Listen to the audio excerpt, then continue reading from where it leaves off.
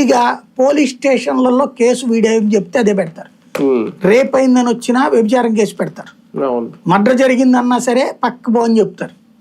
ఓ రకంగా చెప్పాలంటే ఇక అసలు అంతే. ఆ అరాచకాన్ని భరించి భరించి భరించి విసిగిపోయినటువంటి వాళ్ళందరూ కూడా ప్రజలు తిరగబడుతున్నారు. వాస్తవంగా మొన్న ఎలక్షన్స్ ముందు ఒక కీలకమైనటువంటి నాయకుడు ఆర్ఎస్ఎస్ నుంచి అక్కడికి అపాయింట్ చేయబడ్డ ఆయన 3 సంవత్సరాల ముందు అనమాట అక్కడ ఉన్న టోటల్ రిపోర్ట్ అంతా చెక్ చేసుకుని మోడీ అమిత్ షా దగ్గర కూర్చున్నారు. కూర్చున్నప్పుడు బెంగాల్ ఎలక్షన్స్ అంటే నాకున్న విశ్వసనీయ సమాచారం అనమాట, బెంగాల్లో గెలవడం మనకు అవకాశం ఉంది అసలు అన్నప్పుడు, గెలవాలంటే అక్కడున్న ప్రజలు కోరుతున్నది ఒకటే ఒక పాయింట్, ఓటేసాక మేము బతుకుతామనే నమ్మకం, మీరు అది కల్పించగలిగితే మీరు గెలుస్తారని చెప్పాడు.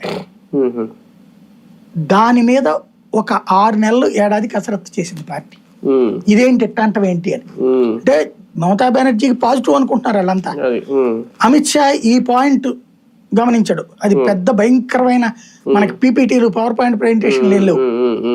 అక్కడున్న ప్రజలు అడుగుతున్నటువంటిది మెజార్టీ ఒకటే మొక్క, ఓటేసాక మమ్మల్ని బతకనిస్తారా, ఆ భరోసా మీరు ఇస్తే మేము ఓటేస్తాం.